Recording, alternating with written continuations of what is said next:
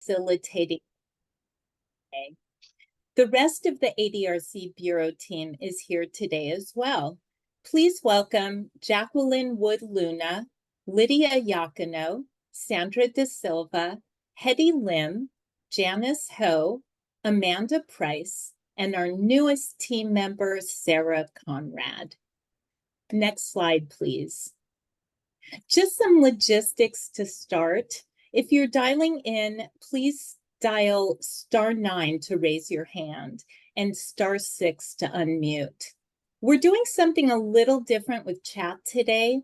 Please use the chat feature to communicate questions or comments, and our co-host, Amanda Price, will summarize these throughout the roundtable hour. You may also use the raise hand feature and ask to unmute, and we'll be sure to answer all your questions. The live transcript button is on the Zoom toolbar for closed captioning. We're recording this roundtable, and the recording will be available on the ADRC Library tab on the ADRC Partners and Providers website. If you're having technical issues with Zoom, please email adrc@aging.ca.gov.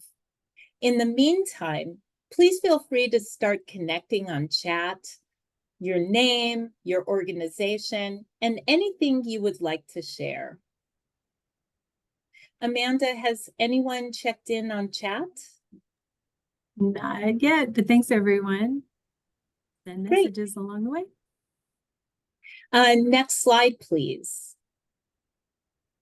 In August of 2023, the ADRC Bureau sent out a poll to our partners asking, what is the most prevalent area you'd like to focus on in this year's roundtables?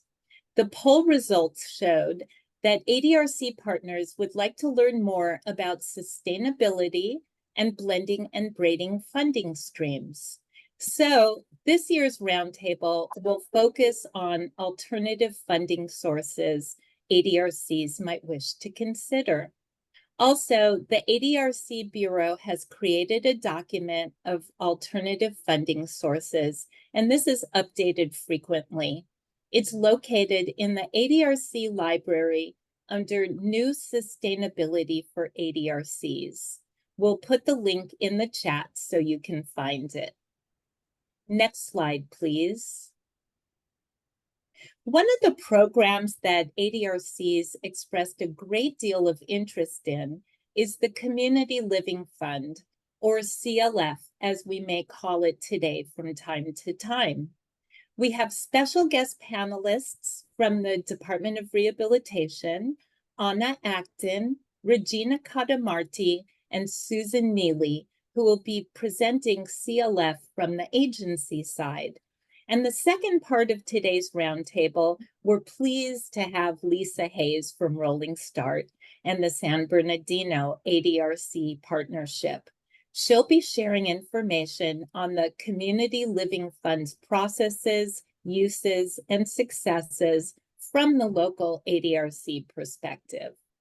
As the panel discussion begins, please don't hesitate to place questions in chat, and we'll have plenty of time for further discussion after the panel portion. Next slide, please. We'd like to welcome Anna Acton, Deputy Director for the Independent Living and Community Access Division at the Department of Rehabilitation. Anna has over 19 years' experience in providing direct service and leadership for independent living community-based services in California. Also, please welcome Regina Cadamarti. Regina has worked at the Department of Rehabilitation for over 16 years in successive roles and currently holds the position of Chief of the Independent Living and Assistive Technology section at the Department of Rehabilitation. Lastly, please welcome Susan Neely. Susan is an analyst for the Community Living Fund. Before coming to work for CLF, Susan has had a wide variety of experience in working with disabled and older adult consumers. Susan's experience spans project management, DOR grants, and in-home health caregiving. Thank you for being part of today's program. Anna, Regina, and Susan, the virtual floor is yours. Next slide. Thank you, everyone. My name is Regina Hadamardi, and I want to thank the Department of Aging and for having us here today to present to you all about the Community Living Fund. Today, our wonderful Associate Governmental Program Analyst, Susan Neely, who, if you currently are a Community Living Fund provider, you may recognize her name. We are so grateful to have her on. She is a great grant administrator. And then we will also have Anna here as well. So let's get started. Next slide, please. And during this presentation, I will review the background on the Community Living Fund and how to become a Community Living Fund provider. What does it take to become a provider for this wonderful grant? Some of our current data for the program, and then some lessons and growth opportunities for the Community Living Fund, our future plans, and then, of course, there's time for questions and answers. Next slide, please. And to begin with, I'll talk about the background. So I would love to give the audience an idea of what the Community Living Fund is all about. Next slide, please. So the Community Living Fund, it's a one-time fund of $10 million of general fund that the Department of Rehabilitation has received. And it's been available since July 1st, 2022, and it's only available for 3 years. So that funding ends June 30th, 2025, or unless if all the funds is used up before then, that's when the funding will end. So right now, we're a little bit over our halfway point, so about 19 months in, but we still have plenty of funds available and we still need more providers. So this is a great time if you're interested to join in on the Community Living Fund. And the Community Living Fund, it advances efforts of California's Master Plan on Aging to prepare for its diverse aging population by 2030. And it addresses those long-standing system challenges that impact California's older adults, people with disabilities, and caregivers. And the Community Living Fund provides person-centered institutional transition and diversion services for people of all ages and with any type of disability who do not qualify for existing services. Next slide, please. And there are driving principles for the Community Living Fund. And these were formulated prior to the release of our requests for interest. And so the driving principle for the Community Living Fund, the first one is it will act as a bridge program. It's to build capacity and coordinate with existing systems and programs to expedite the provision of goods and services not available through other means to individuals either transitioning to the community or at risk of institutionalization. The second driving principle is to support consumers with transition and diversion goals, to navigate available resources and programs, and connect with ongoing services to sustain community living. Next slide, please. And our goal for the Community Living Fund, that 3-year goal is to serve 1,360 individuals statewide by June 30th, 2025. And when I review the current data, you'll be able to see where we are at in meeting that goal. And we could not meet this goal without our providers. And so we are looking to recruit new providers, and we're glad that anyone that is not a provider now is on this call. And then the last driving principle is to measure performance outcomes for the number of individuals successfully served through the transition and diversion services. So those are our driving principles. Next slide, please. And the Community Living Fund, it will reduce unnecessary institutionalization for people with disabilities, including older adults. It provides transition and diversion assistance, services, and supports for eligible individuals to live in their own homes and communities. It funds services or a combination of goods and services. We'll learn about that more in the next coming slides to help eligible individuals who are currently in or at risk of being institutionalized. And the Community Living Fund program will provide temporary financial support for home and community-based long-term services and supports, also known as LTSS, beyond what is currently available. It offers that flexible funding to create wraparound services that provide essential community-based assistance and support. It facilitates the development of service delivery models that strengthen community-based LTSS, and it is to supplement, not supplant, existing funded services and programs to fill funding gaps until new sources of financial support for community-based LTSS can be secured through available services and programs. Next slide, please. And the Community Living Fund and the ADRCs. This is our audience here today. The Aging and Disability Resource Connections, the ADRCs, they're led by a core partnership between independent living centers and the AAAs, the Agencies on Aging. And the Community Living Fund provides support for the ILCs and ADRC core services. The ILC core service is transition and diversion. The ADRC's core services, and those include short-term service coordination. That's the expedited access to services and supports for individuals at risk of institutionalization and diversion services, and also transition services. And that's for people who are currently in a hospital, nursing facility, or other institution to transition home or to a community-based setting. Next slide. And now I'm going to hand this over to Susan Neely. Thank you, Regina. I'm going to talk to you right now about how to become a Community Living Fund provider. Next slide, please. So the first part is to fill out a request for interest.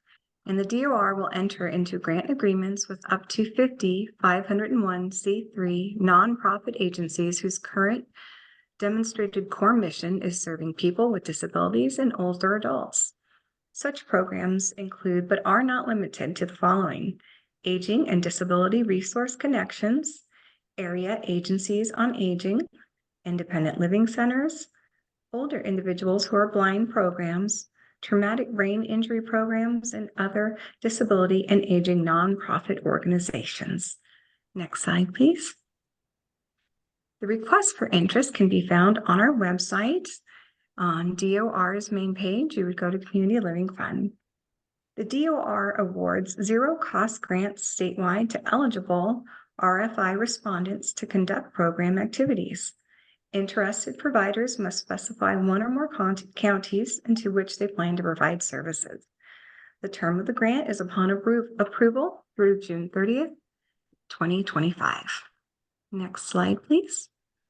And the provider eligibility to continue, you have to provide proof of your current 501c3 nonprofit status, demonstrate the organization's core mission is serving people with disabilities and or older adults, provide resumes for staff dedicated to the Community Living Fund program, and have staff members dedicated to institutional transition and diversion services.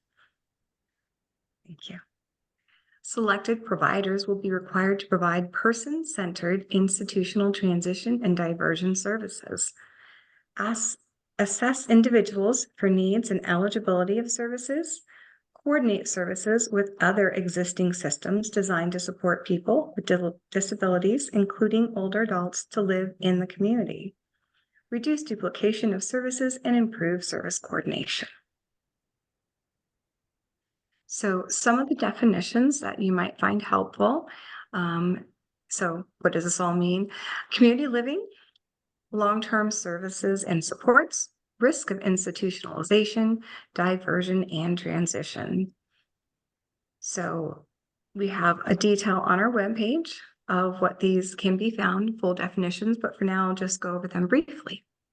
Community living provides individuals full access to the greater community, including opportunities to seek employment and work in competitive, integrated settings, engage in community life, control personal resources, and receive services in the community.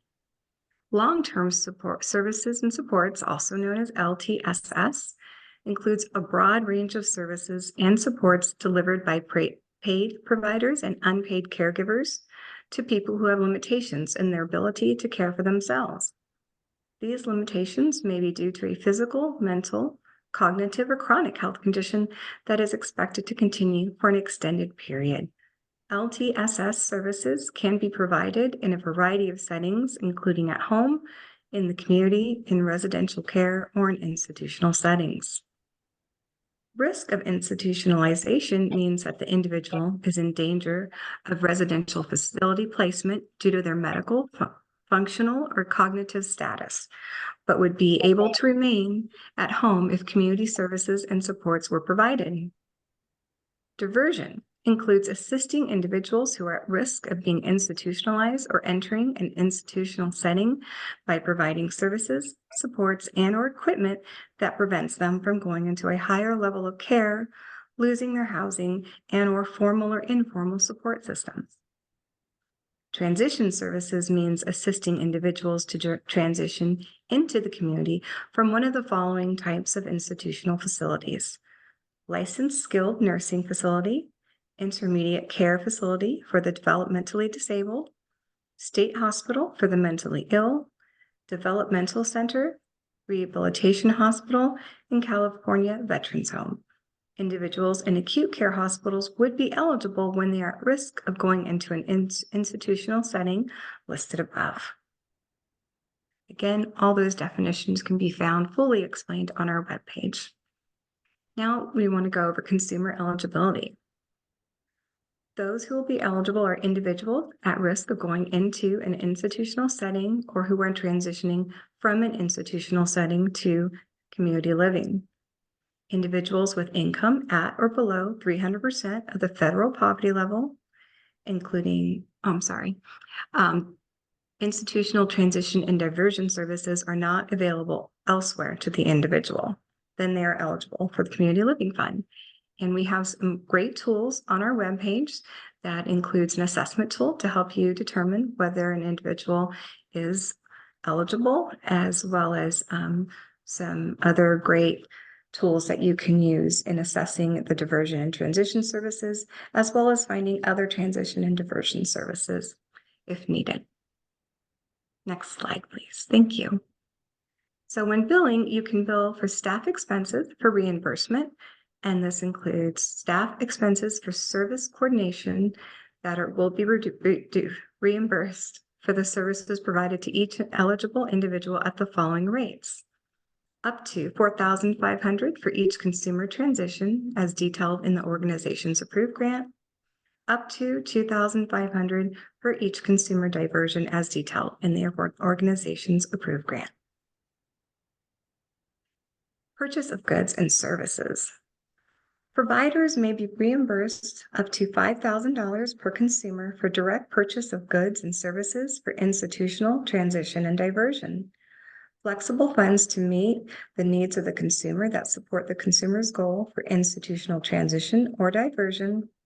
And the funding may be used for any of the following: transition services, diversion services, purchase of goods and services, including equipment and training, physical location improvement, access to community services, and professional services.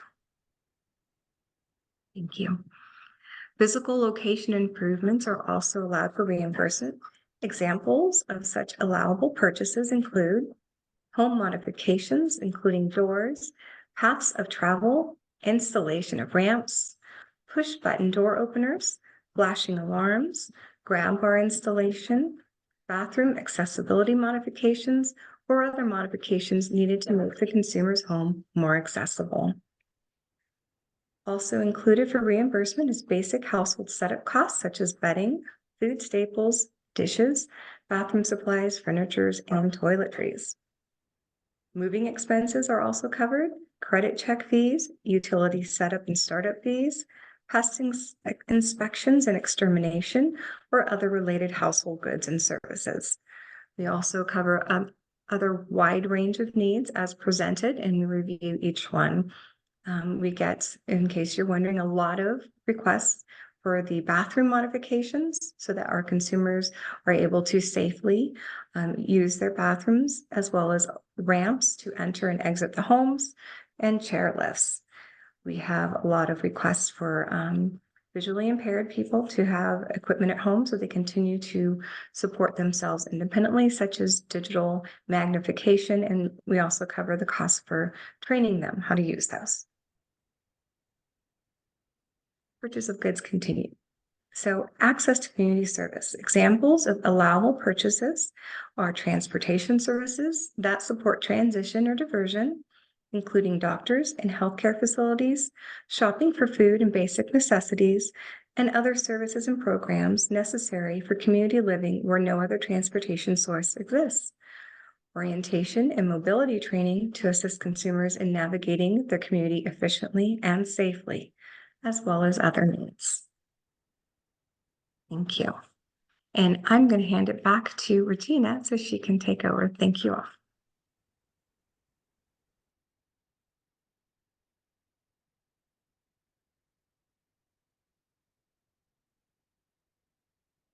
Regina, you're still muted. I'm sorry. You'll have to start over. Oh, goodness. My apologies. Thank you, Susan.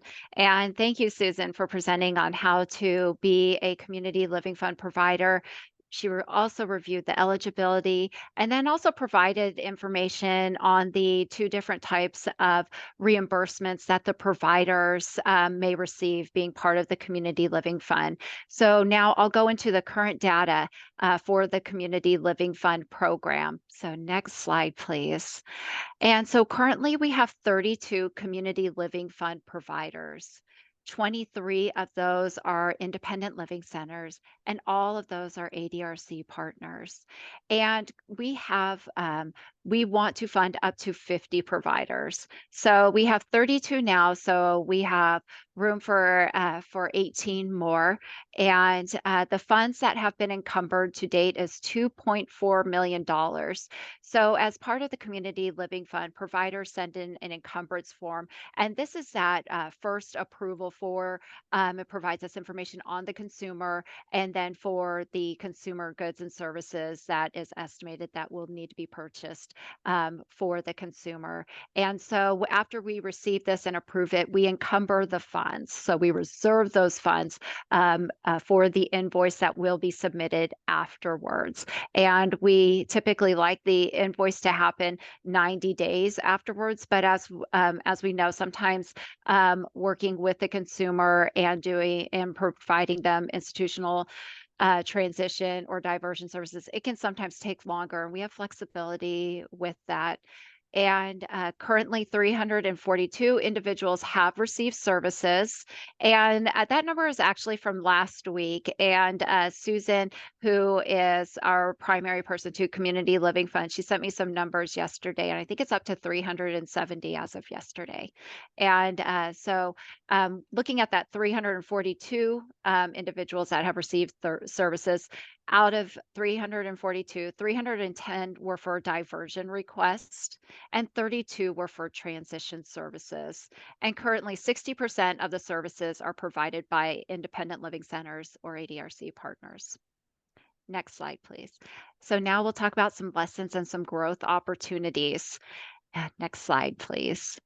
And so the Community Living Fund, as we've learned to know this program, we're about 19 months in. But please keep in mind, we did not start providing services until late April of 2023 and forward. So we're about maybe providing almost 10 months of services. And the reason why there was that gap from July 1st, 2022 to April of 2023 is because we had to develop the Community Living Fund. We had to develop the requests for interest and then approve the grant packages. So the actual work of the providers for the Community Living Fund didn't start till April. But we have learned a lot along this way in just like the 10 short months. And so we've learned that the Community Living Fund, it does provide for that intermittent caregiving or respite cost, while long-term plans are put into place through other services. And this is something that we have provided before. We see it often with the Community Living Fund. And as housing can be difficult to find, we see providers are finding home share opportunities for consumers. Home share being sharing a home with the consumer would share with a friend or family. And so Community Living Fund has been used to modify consumers' friends or relatives' homes so the consumer can safely live there. We've seen that. And then also transition cases can be very time sensitive as consumers are preparing to leave the institutionalized setting. So providers typically give them priority to give them stable housing. And next slide. So our future plans. So for the Community Living Fund, we are updating our methods to collect and analyze data. So there's 2 points that we are able to collect data. And the first is for that request for funding. That's that encumbrance part that I spoke about. So we do have some demographic information there that we are working to compile. And then the second point is with the consumer outcome survey. So when a provider sends in an invoice, they also submit a consumer outcome survey for the consumer. And this also has data on it. And so those are both areas that we are looking at to compile and have data to provide to our providers and partners. And we are also looking at updating the method of collecting that data. So currently for the consumer outcome report and for the request for funding, these are in Microsoft Word documents. And so we have just finished converting the consumer outcome survey into a software called Microsoft Forms. It's very similar in some ways to SurveyMonkey. It's a online form, or Google Forms is another comparison. And we're testing it out to see if this will be easier for providers to complete. And so we are updating our processes to facilitate incoming requests. We want to next look at the encumbrance form to look at that. There's to convert to Microsoft Forms as well. In this encumbrance form, one of the most important parts of the form is we want to know about the consumer. Why do they need the Community Living Fund? And this could be an area where we have follow up with our providers because we need more information there. So we're looking at how to update the encumbrance form so we can ensure we get all the information we need at the beginning and to limit the follow up that is needed with the providers. And we want to increase our providers to meet that goal of 1,360 individuals served. And so we have 32 providers right now. We would love to increase that up to 50. We are really trying to step up our marketing for the Community Living Fund to get more providers on board. We have $10 million and we want to utilize all those funds. And so our outreach to new providers include ADRCs, the AAAs, and ILCs that are not currently providing Community Living Fund services. There are 28 ILCs. Not all of them are Community Living Fund providers. And we want to reach out to those ILCs that are not and really encourage them to apply. And then we are creating a marketing flyer that conveys that key information about the Community Living Fund, just that one pager, that key information, and where individuals looking at it, the audience can find out more about the Community Living Fund. And we are engaging providers in a monthly meeting to communicate updates, monitor progress, and then provide ongoing support. And the first one is starting on February 21st, and it is from 11 to 12 o'clock p.m. So this will be our first one. We're really looking forward to it. This is just going to better the community living fund and the consumers that we serve by having this ongoing communication with our providers, answering questions that they may have, and finding out how we can also improve our program. And then we are starting weekly office hours with the Community Living Fund staff. So what is weekly office hours? And so this will be an open time from 11 to 12 each week, and this will start in March, and where Susan and myself will be available for questions from providers. It could be even questions that, let's say if Susan needed to follow up with providers about needing more information for that encumbrance form, come stop by. And during those office hours, there'll be a virtual office hours, and we can connect then and try and resolve any type of questions that providers may have. And next slide, please. So to find out more about the Community Living Fund, we have our website there, and it's the dor.ca.gov/home/Community Living Fund. And please contact me if you would like more information. My phone number is area code 916-558-5866, and my email is regina.catamarti@dor.ca.gov.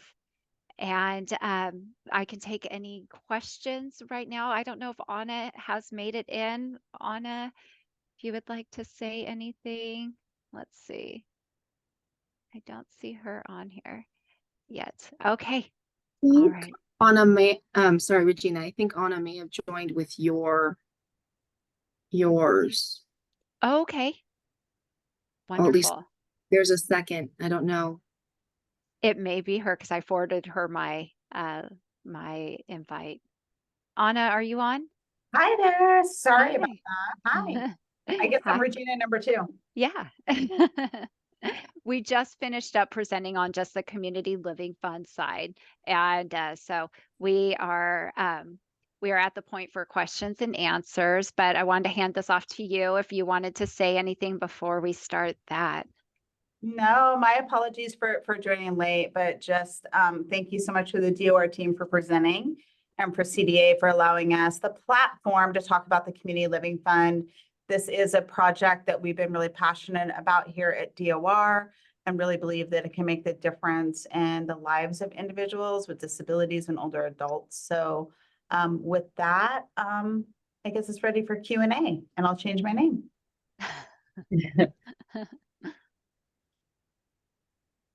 Next slide, please. Thank you, Regina and Susan and Anna, for sharing about the Community Living Fund. Let's pause here for questions or comments. Again, please use the raise hand function or place your questions in chat. Do we have any questions for Regina or Susan or Anna? I did have just not yet for Regina, Susan, and Anna, but there was a chat from Monica from the Imperial ADRC. Hi, Monica, asking about the slides and if we can share the slides and recording afterwards. So we will make sure that happens. Yes, so watch for an email next week sometime with that. So yeah, and please use the raise hand function. Chat is enabled just to the hosts, and then also you will be given a chance to unmute if you raise your hand with questions.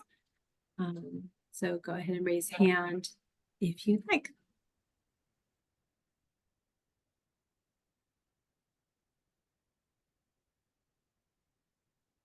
Do we have any raised hands? Not yet. So, and we'll have time after our next presenter as well. Then we'll stop sharing slides so everyone can see each other too. So, yeah. Okay, so next slide, please. So the next segment of the roundtable, we're really excited to introduce Lisa Hayes.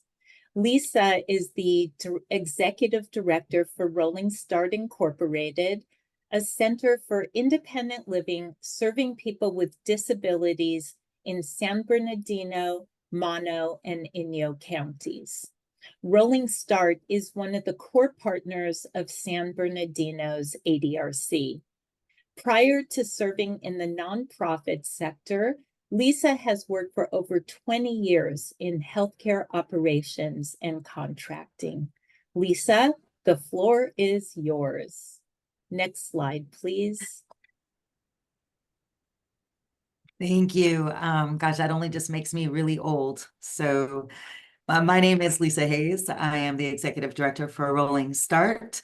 For those of you with visual disabilities, I use pronouns she, her. I am a white female with auburn colored hair. I am wearing a black sweater, and I am a wheelchair user, and I also wear glasses. So with that, let's go on to the next slide, please.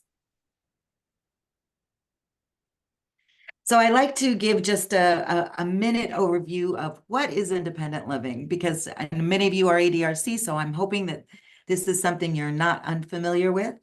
Independent living is a cultural movement and a program. It's a way of looking at disability that puts the individual first and the disability second.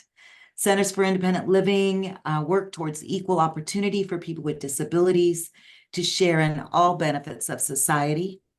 We serve people with any disability, any age in our local communities who can benefit from our services. And independent living centers are designed and operated by a majority of people with disabilities. We are disability-led, which is unique in in many ways. If we can go to the next slide, please. So there are 28 centers for independent living in California. We get our funding from a variety of different places, from the Department of Rehabilitation, the Administration for Community Living, CDA through the ADRCs, various other funding sources that meet the needs of people with disabilities. I always say, if you've seen one independent living center, you've seen one independent living center, because we all kind of look differently, but operate under same core services.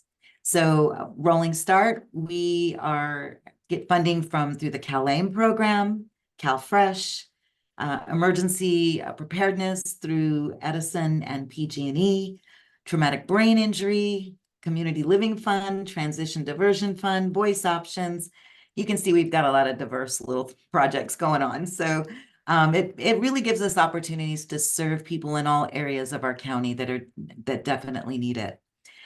All that people need to get services from an independent living center is self-identification as a person with a disability. Our services are 100% free to our consumers, of course. And next slide, please. I want to tell you a little bit about San Bernardino, and I want to kind of level set that, because you'll begin to see why this community living fund is so important for this county. We have 2.1 million, but it's not our population numbers that are our challenge, it's our geography. We have valleys, we have the high deserts, and we have mountains. So if any of you are familiar with the San Bernardino, we've got Crestline and Big Bear and, all, kinds of mountain areas, and then the high desert. And if you've been down to this area, what separates the high desert from the valley area is called the Cajon Pass. You might as well be in another state, because, oftentimes if services provided down in the valley are very difficult to provide up the hill, as we say. Percent over the age of 65, we've got 12.5% of our population. Percent under 65 with disabilities are 8%. The percent living in poverty in San Bernardino County is 13.5%. There's a huge need in this area for a lot of services. And if we can go to the next slide, please. So I'm going to talk a little bit about the Community Living Fund and the process. So I'm going to be telling it to you from our side, from an actual provider's perspective. You heard all about what it is, how you get it, and I'll kind of give you the reality of how we actually offer it as a service. So first, it's of course identification of need. Oftentimes, we might be using the Community Living Fund to bridge other funding sources. We do an intake. We do an independent living person-centered plan, and we do an eligibility criteria worksheet. That all needs to get done to ensure that that individual qualifies. The Community Living Fund does require, as you heard earlier, the individual needs to be under 300% of the federal poverty level. So a part of my eligibility worksheet's got a link so that our folks can check that immediately to make sure that they do meet that financial qualification. We do a home visit. I would say probably 70% of our Community Living Fund usage are for home modifications. We have contractors. We will send a contractor out to provide an estimate. We then will do, once we get the estimate back, we oftentimes will meet with the contractor to make sure that we understand everything that they're saying. We actually write it up for the consumer so that we want them to understand fully what's going to happen. We do a consumer review, and then we have an agreement with them that they're going to accept the scope of work. The work is completed. There's the consumer satisfaction survey, and there's a lot of follow-up. That's pretty much the process if it's a home modification, but it is similar if it's for any other service. They're always going to get that wraparound services of the Independent Living Center, or if they're older adults, we work really closely with San Bernardino County, our AAA. We work with them if the services. We also work really closely with 211, so which is kind of our other partners. So we want to make sure that whatever services, wraparound services, we're going to be provide are appropriate, and ensuring that that consumer is going to get what they need and sustain living in their own homes. Some of the services that we've used the Community Living Fund for: roll-in showers, walk-in showers and tubs. A lot of the things that you kind of saw on their suggestions, on DOR suggestions: door widening. We've done hospital transitions. We often will get calls like, I'm gonna get out of the hospital, I need this, I need that. So we'll use it for that. Move-in costs, ramps. We've done a lot of ramps. Personal emergency response systems. Kitchen counter lowering, rental assistance when alternative might be a skilled nursing facility, stair lifts. So pretty much most of the things that you heard from Regina and that you heard, that those are the kinds of things that we've provided. And we pretty much provided all of these, used it for that. I can tell you just from consumer perspective, our consumers, it is life-changing. Whereas funding for a lot of these services might not have been available before, this is an opportunity that's just has changed so many lives. We get letters, a tremendous amount of thank yous from our consumers. You know, younger people with disabilities have never been able to take a shower. It's hard to imagine that. Older people that have aged into disability who are struggling, you know, just walking up their stairs, people who have become prisoners in their own homes, you know, just helping them to be able to get back out into the community. One of this is just kind of some pictures of a success story. RSI received a referral. This referral actually was initially started with the CalAIM, and the home modification was a lot more than what the CalAIM program offered. So we bridged funding using the Community Living Fund. You can see kind of the construction. This is one of the ones that there was plumbing that needed to be redone. There was a whole lot of stuff once we started, the contractor started tearing up. And that is kind of one of the challenges with home modifications, is contractors will give you best case scenario estimate. And oftentimes when they get in there and they realize that there's so much more going on that they need to do. And that's when we're reaching out, trying to find other funding sources. But the net result was, if you can see on the right, the first two pictures for people with visual disabilities, it's construction, torn up concrete, wood. The final thing is a walk-in tub. They ended up having to do the flooring on this one also because everything got kind of torn up. The plumbing got redone, but this is a walk-in tub for a senior that now has full access to their shower. And it really made a really huge difference for them. I do have another video, and I don't know if I'm going to be able to show it. We were going to see if I could, I don't know if you guys can give me privileges to show a video. This is a video we did. We had a fundraiser last year, a Taste of Independence fundraiser, and it was one of the videos that was pretty impactful, and I wanted to be able to show it to you, but we had some trouble trying to get it to CDA. So if you can make me a host, I'm going to attempt it. Let's see here. You're co-host, so you can do it. Co-host? Okay, let's see here.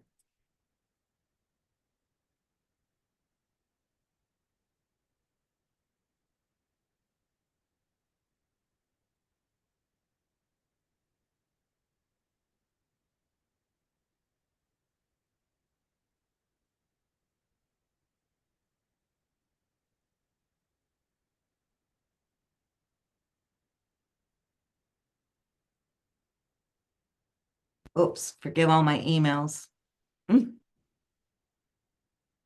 We won't look. I apologize. I did have this queued up, so.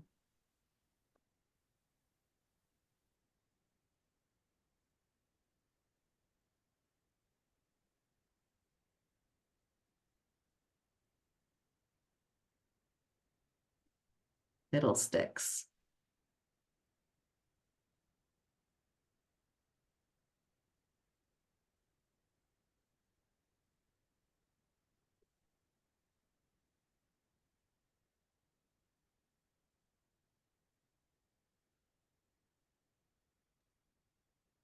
I just love technology.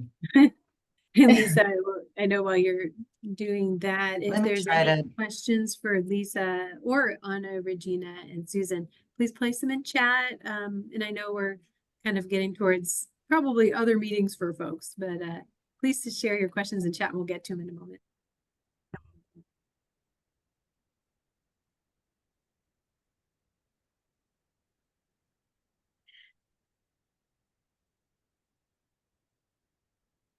Goodness gracious. I'm not sure why it's not, because I've just pulled it up and it's just giving me a white screen. So maybe we're not going to be able to show the video. I know we wanted to do this so bad.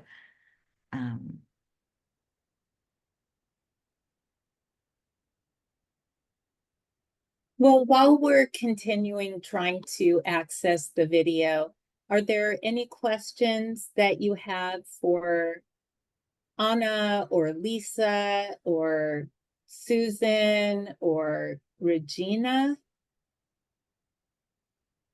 at this point? I see a question that's in the Q&A. Someone is asking how long the RFI process is. So once we receive, I'll let Regina take over. She's much better with the RFIs. I handle the RFFs most. Regina. Yeah, thank you.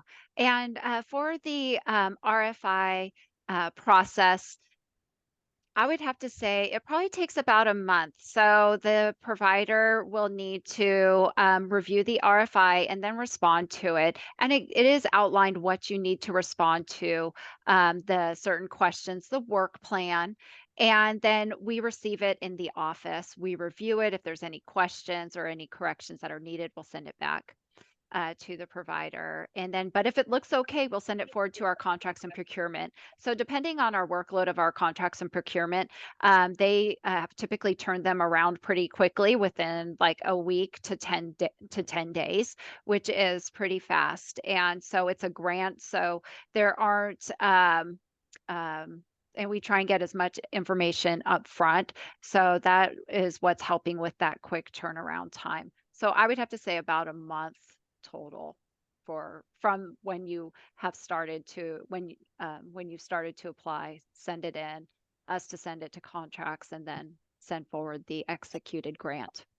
And that will be valid until the end of the grant period, which is June 30th, 2025. And I'll just add to Regina's answer, this is Anna, that you know, it's a non-competitive process. We're willing to work with nonprofit organizations that want to do this work. And so, you know, we do want to partner on it. And Lisa, I just want to take the opportunity to like, I just really appreciate. I've seen some of your requests that have come in and the impact that it's making on people's lives. And I know Regina went over this, but like there's really flexible ways to use this funding. We really ask that you look to see what resources are available, and where there aren't resources or not sufficient resources, or where you can braid resources together, like Lisa talked about, it creates this opportunity to fill in gaps in services. And we've seen the home mods, like Lisa mentioned, are probably the primary, but there's been other assistive devices that aren't covered by other areas. How about respite care? We have a wonderful provider in LA that you know, is working with individuals with Alzheimer's and dementia, and you have family members that you know, need some respite, need some support, need some caregiving support to come in, right, to help maintain that person in the home. We have issues sometimes with finding IHSS providers and using this as a gap stop, basically, right, to pay for personal attendance services until that long-term solution can be put in place. So it's not an end all be all to everything, right, because it's limited in scope and funding, but at the same time, it really can be the difference for people that you're working with. And Donna knows. I just raised my hand because I just want to say that this has been, the DOR grant has just been a real great gap, you know, really filling in gaps for things that we really could not do for family caregivers, our older family caregivers. And we do have quite a few caregivers who are, you know, they're older adults caring for even older adults or spouses. And so it's really been wonderful. And I wish that this does not have a 2025 ending. If there's anything we can do toward helping advocate for that, please let us know, because this has been a very unique thing for the people in Los Angeles County.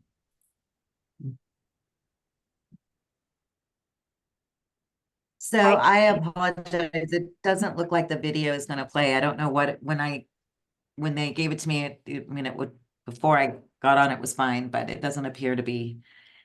There's something must be going on. So I do apologize, but it was just another story of how a mom we were using Cal-Aim and could not bathe her son. And it was, you know, she was just, you know, this was an opportunity that she said she couldn't believe it when it was done. And she was just extraordinarily thrilled that that her child could get, you know, actually take a shower. And we get a lot of that. We used it also for to help that in-home supportive services gap. Sometimes we've used it, you know, to help, you know, people that ended up in a hospital and now they have a whole new thing coming out when they get out, different needs, and they to help with that. So I mean, there's the possibilities are really endless when you get those, when your information assistance folks call. Highly recommend you know, AAAs that you talk with those folks. I don't know if it's called SIA everywhere, but you know, talk to your people about when they're taking these intakes and they're hearing about these challenges. You know, oftentimes, you know, the thought is, even we had to get out of the thought, we don't typically do that. So, you know, it's one of those things, training yourself. Well, maybe we didn't typically do that before, but maybe we can now. And so it's really about hearing the story, getting someone out there to, you know, see if we can change somebody's lives. We work very closely with the health plans because, you know, we always try, if it's something that they're responsible to provide services for, we want them to provide services for it. So our AT folks and our ILSs are really great advocates But if it's not something they cover, and we know that that's a lot, this is an opportunity for you to, really make a difference. We did a lot of this in CARES Act, when that was around, if you all remember, but think about what we provided during that time. Is this something that you can use? And so just really encourage you, take advantage of it. Once it's gone, it's gone. So, but we want to make sure every dollar of that gets used up, because, I think what it tells is a story that demonstrates need, in all of our counties. And so, I always say, and it's never, never, even maybe this fund might be never, but it might bleed into something different. So, encourage you to apply and really start changing lives, which I know you all do anyways. Just do it more. Thanks. I really appreciate your time. On this slide here is just information about Rolling Start. We have 2 offices in San Bernardino and in Victorville in the high desert.